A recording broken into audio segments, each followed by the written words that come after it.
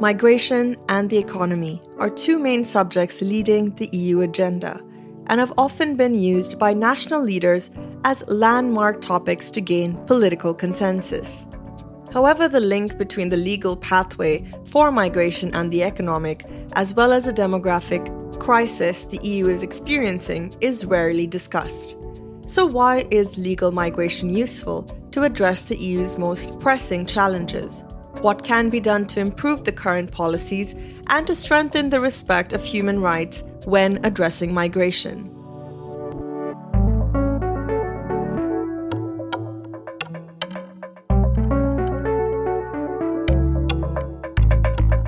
Hi, my name is Gail Rago, and I'm your host for this episode of the Bold Europe podcast. In this episode, we'll discuss the EU legal pathways that regulate migration and the importance of such policies for the EU economy and its demographic decrease. Last but not least, we will discuss the phenomenon of irregular migration and the member states' cooperation with third countries. So let's jump in. Our guests today are Franziska Brandner, who is a parliamentary state secretary at the German Federal Ministry for Economic Affairs and Climate Action, and a member of the German Bundestag since 2013. Before that, she was a member of the European Parliament, serving as foreign policy spokesperson for the Greens and the EFA Group. Rashad Jalali is a senior policy officer at the European Council on Refugees and Exiles. Before this position, he was involved with advocacy activities for refugees and asylum seekers by working with refugee rights, nonprofits, and refugee-led organizations. So I wanted to start our conversation today by tackling an urgent problem that the EU and its member states are trying to address: the demographic population decline. The EU population is aging, while birth rates are simultaneously falling. Eurostat projects a 6% decrease of birth rates between 2022 and 2100. This could pose a significant challenge for the EU's labour market. So what can be done to address this? Does this mean relying more on labour immigration, or will machines replace workers? Franziska, let's start with you. What do you think? Certainly, machines will come in and replace one part of it, but there will be many jobs that we want human beings to continue to fulfill and where we will need human beings. So all things equal, also if we increase the labor potential of women, of all those who deserve a second or third chance, I still think we will need immigration. And therefore we need to facilitate and speed up immigration procedures and opportunities for people to make a training here, to study here, or to work here. And I think that's a big challenge we face in the EU and also in Germany. Thanks, Franziska. Your response seems to place even more emphasis on the importance of legal pathways for people on the move and to provide safe channels into the EU. Rashad, my question to you is, what specific pathways does the EU's migration policy framework provide?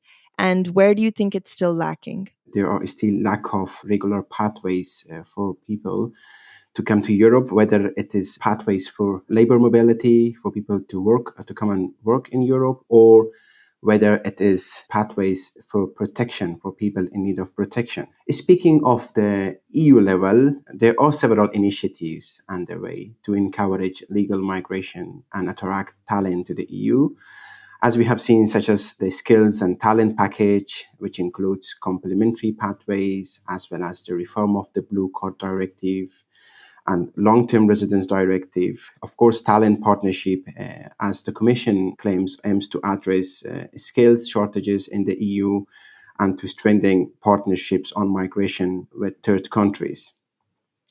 And recently, the European Commission published a legislative proposal establishing an EU talent pool to create the first EU-wide matching tool to facilitate international recruitment. This aims to make the EU more attractive to skilled workers from non-EU countries and also help employees to find the talent they need. So the proposal is very recent and it is still waiting rapporteurship to be appointed from the European Parliament side. And I believe that it will be up to the next European Parliament to start its mandate and the Commission proposals. When it comes to pathways for protection for people in need of protection, safe pathways in general are relatively new addition to global refugee protection and a particularly new phenomenon in Europe. Recent years have seen implementation of a growing number of safe pathways program, a smaller scale. And overall, speaking of Europe, access to third country solutions remains very limited with people in need of protection, often taking risky journeys to reach Europe, despite the EU and its member states making ambitious promises to significantly increase access to third country solution. However, little efforts have been made to fulfill those commitments. Thanks for that. It sounds like a lot more needs to be done to provide safe channels into the EU, but migration could be an increasingly valuable opportunity for Europe's economic progress. So that brings me to my next question, which is, are there any potential negative consequences for countries where people are immigrating from? Is this something you could answer, Franziska? I think we have to make sure that we also open up legal pathways for training and education. And I think that is important because we have a lot of countries with a lot of young people looking for education and training. And I think that would also allow them to make it a more equal partnership. What is important is to create legal pathways that are transparent, easy, digital, fair, so that people who want to work in Europe do not have to take the smuggler's route and undergo tremendous hardship in order to work in Europe. And we need to make sure that we have here this clear distinction between the ways. And so far, we don't have this really in place yet. Rishad, something you wanted to add? And I also wanted to add that it is important the need for labor pathways to Europe because of the labor shortages, the aging. But here, I would also like to emphasize the need for more pathways for people in need of protection. Of course, it's important always to highlight that we need such pathways for labor, but it's also need to distinguish between the two because at the end, there are also shortages of pathways for protection. And here I wanted to highlight that the number of EU member states take part in resettlement schemes decreased from 19 member states since 2017 to 11 member states in 2022, which shows that member states, instead of increasing and scaling up their commitments on resettlement and on other pathways, unfortunately are decreasing their commitments or even not fulfilling on the promises that they made in the EU's platform on resettlement and safe pathways, or at the Global Refugee Forum that they announced that they will resettle a certain number of places at the end of the year. Unfortunately, those pledges have never been fulfilled. I agree on having legal pathways and easy pathways also for those who are asylum seekers and who seek asylum within the EU.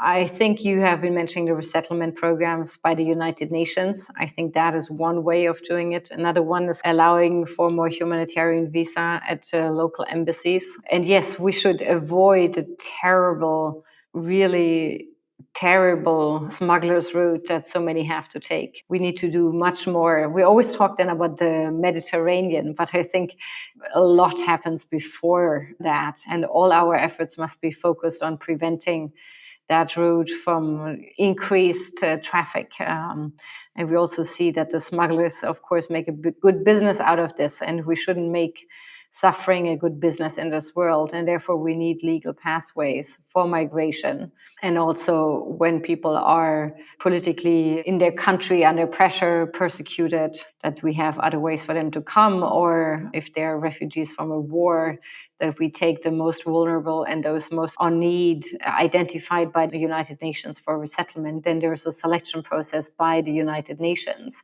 And that process also is fairer than saying those who make it through the Mediterranean can get protection here, because then you have a screening by the United Nations and identifying those that really need to have the protection outside, for example, refugee camps. And I think that requires setting up these legal pathways in an easy way, in an accessible way, working also with the host countries, also with the countries where people are coming from there. When they want to migrate for work, we need the cooperation agreements with those countries to make that an easier, better option, offering early on German language, access to language programs, etc. So I think this requires the legal ways, and then also, of course, a clear and firm stance for those who still try the other way to say, no, we have now legal ways, and these are the options for you to come. Rashad? For us, establishing any kind of safe pathways, which are in addition to resettlement places, are welcomed. However, the evacuation of Afghans at risk following the Taliban takeover highlighted the absence of structured humanitarian admission schemes in Europe, which most member states' evacuation efforts remaining limited until August of 2021, which again highlighted that member states should also establish humanitarian admission, which is the process is faster than resettlement and provide protection in case of emergency situation. And here, again, speaking of the EU level, in 2016, during the so-called refugee crisis, the European Commission published the proposal for establishing a union resettlement framework regulation and humanitarian admission regulation, which the negotiation has been finalized. However, if the adoption of this framework will lead to increased number of resettlement and humanitarian admission, that is something to be seen in future. This is our Did You Know section, where we provide an additional piece of context to the podcast conversation. After years of erratic and uncoordinated actions, the European Commission revealed in September 2020 the long-awaited new pact on migration and asylum. The aim was to find a coherent strategy on migration in which responsibility and solidarity, on the one hand, and opposed national interests and priorities, on the other, were well balanced. 3 years later, at the end of December 2023, the pact was approved. But in the meantime, member states have signed agreements with third countries that are not always in line with the EU laws. We will discuss this subject in the next part of our chat. So far, we've been discussing legal pathways to the EU. But when we're talking about migration, we also have to examine the cooperation and relationships between the EU, member states, with the countries representing the global majority. And this is something that you already referred to, Franziska, in terms of cooperation agreements. So my question to you is, with which countries do we already have such agreements? And what does this particularly look like in the case of Germany? Germany already has that cooperation with countries of the Western Balkans. This was put in place after 2015, and it was set up for specific sectors of businesses where you can also already learn German locally, where you can get prepared, for example, in the caring sector, nursing sector. And it's been very successful. And the cooperation was clear that you open up legal pathways, and at the same time, the concerned country takes back in their citizens who have no asylum ground to be in Germany, no reason to be there after all legal proceedings have been clear. So they take their own citizens back, and at the same time, we opened up legal pathways. And I think that is what we really should try to do, is to say, look, if you want to come and work in Germany, you're welcome. We need your help. This is the way to go, and we help you on this way. And I think that what we have done with that region, it's not that you can copy it one-on-one. Every country is different. You have different regions. But I think it can serve as an inspiration for others. And I think it has to always be linked also to education, not just for already trained and skilled labor, so that we also do invest in the younger generation of these countries. Rashad, you also talked about EU member states not fulfilling their promises made to this effect.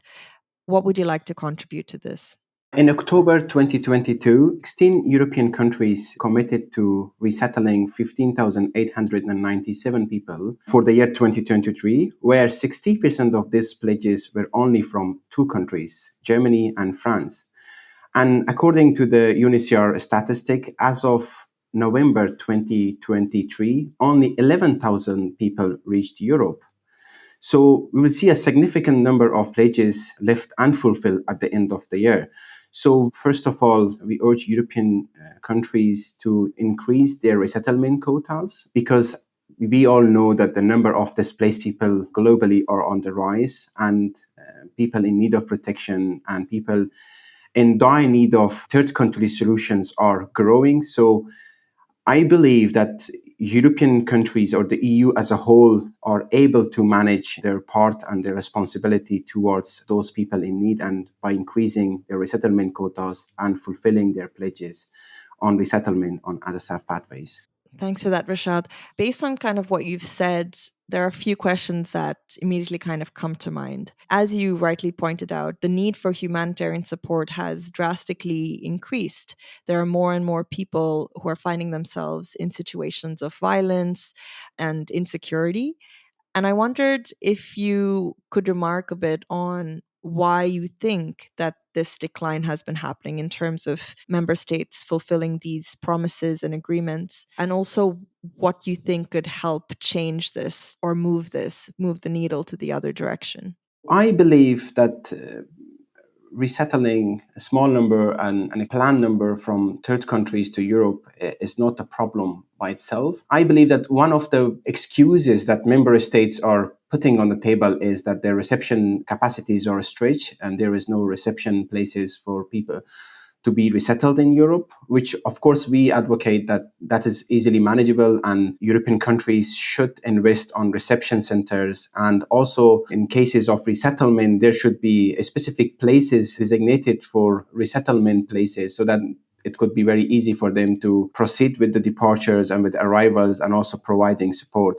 My perspective is that Europe is able and can do more on resettlement, and also in terms of easing pressure with large refugee hosting countries when it comes to access to safe third country solutions via resettlement or other pathways. I think the priority always needs to be to support people locally. And that's why we need to make sure that we have enough humanitarian aid funding available so that we can support the organizations that help refugees either in their own country or neighboring countries. And unfortunately, it is not so easy to increase the reception capacity. It's not just a question of money, it's a question of human resources, of space. And therefore, I think the priority needs to be support locally, fund this. And then, of course, there will be people who have special needs and require special assistance. And we should be ready to do this in a legal pathway via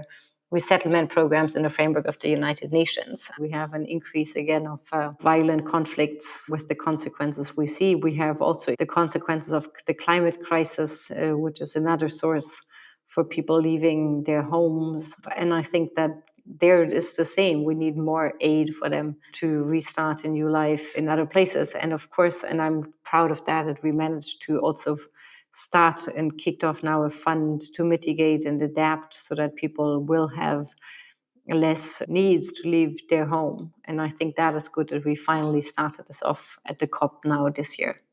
Thanks for that, Franziska. There is one more topic that I'd like to address, which is what do cooperation agreements with countries in the global south need to address to strengthen and ensure human rights? And Rashad, you also talked about EU member states having very different approaches to migration. So what do you think we can expect from the new pact on migration and asylum? So as we all know, the EU has been a champion and has a long-standing history of providing protection to those fleeing war and conflict. It has always welcomed refugees with open arms and provided protection for people fleeing conflict and persecution throughout history, as we have seen with the case of war in Yugoslavia and refugees from other countries and regions. However, since the last decade, the EU and its member states are becoming less and less welcoming of people fleeing war and conflict, with exception for people fleeing Russian aggression in Ukraine, which is a good example, and again show that if there is political will, EU and its member states can manage in providing protection for those fleeing war. It is also worth mentioning that 80% of the world refugees populations are hosted by countries that together represented only 19% of the world's income, often in protracted situation and without adequate support from the global north, which illustrate an imbalance in sharing responsibility for protecting refugees. So the displacement unfortunately continues due to the emergence of conflicts, persecution, and war, and people continues seeking protection with very small number seeking protection in Europe. So Europe must be able to provide protection for those small number without a panic or a paralysis. Now, when it comes to the pact, the long reform has going on since 2016, and then we have seen another attempt to reform the Common European Asylum System in 2020 when the Commission published several proposals, including some new proposals to amend the Common European Asylum System under the name of Pact on Migration and Asylum. The pact, instead of improving the protection gaps and addressing the flaws in the Dublin regulation, is very much focused on increased use of border procedure. That would mean increased use of detention for asylum seekers or more cases of de facto detention, increased use of accelerated procedure, which provide fewer safeguards for applicants in terms of procedural guarantees. On the other hand, an increase in responsibility for member states at the borders that would still need to be properly balanced, even if solidarity measures were implemented. But unfortunately, the pact, as I mentioned, instead of addressing the functionality of asylum in Europe or compliance of member states with the current common European asylum system, is very much focused on detention, preventing people from coming, externalization to, or shifting responsibilities to other countries outside the EU. So from human rights violations, from human rights perspective, the pact will unfortunately leads to further human rights violation. For refugee rights, from the refugee rights perspective, from the refugees' perspective, from people's on the move perspective, unfortunately, it will lead to more suffering, more detention, and it will make it more difficult for people on the move to access to protection on the European territories. Thanks, Rashad. I think it's really important that you shared these inconsistencies and imbalances, as you've said, in terms of responsibility and resettlement. And I think it's also really important that you've drawn attention to the fact that there's more emphasis on pushing migrants back and on shifting responsibility than on actually making sure that the EU and its member states subscribe to what we say that we are, which is a champion for human rights. I would disagree with this. We will have some established solidarity and responsibility among all EU member states, which will be a first for many decades that this has been tried. And we will, of course, have to make sure that we make that solidarity mechanism work. And I think it's really key to make distinct pathways and making sure that you, if you want to work in Europe, you don't take the difficult roads via the Mediterranean, risk your life, and then apply for asylum to hope that one day then you can actually work in the EU. And then we would have much more capacity actually for accepting resettlement program participants selected by the United Nations, by other agencies. And I think that is the challenge we have in front of us. How do we make this possible so that finally we will be able to protect and maybe even enlarge our perspectives on the legal side and make that legal and a safe and quick and transparent way. And at the same time, have then the capacity to really live up to in Germany, in our constitutional ensured and enshrined right to asylum. And I think this is what needs to say those who need the most protection and those who want to work and can work and are welcomed here, they don't have to go through these horrible ways. And I think the EU agreement will have to be judged at the end. Rashad, I'm sure you want to jump in. The current problem that we have in Europe is lack of compliance of the common European asylum system, lack of implementation by member states on reception directives, on qualification directives, on Dublin regulations, which put excessive responsibility on the member states at the EU's external borders. Now, with the reforms, They are more aimed at reducing, lowering safeguards for protection, deleting procedural safeguard, access to legal remedies for people in need of protection, putting people in hotspot and detention center across the EU's border. Will the pact address the solidarity issue? I'm afraid no, because still lots of responsibility are overthrown or given to member states at the EU's external borders. And the wealthy member state can buy solidarity by offering financial support for countries at the EU's external border. Thanks very much, Rashad. That was a very interesting and intense, for good reason, debate and conversation. So with that, even though I'm sure there's so much more we could say, I'd like to just thank both you and Franziska so much for joining us for this episode and sharing your expertise. Thank you for being here with us. Thanks very much. Thank you. And that brings us to the end of the 13th episode of the Boll Europe podcast, the podcast of the European Union office of the Heinrich-Böll-Stiftung in Brussels. As usual, we invite you to visit our website at eu.boll.org. Until the next episode, take care and goodbye.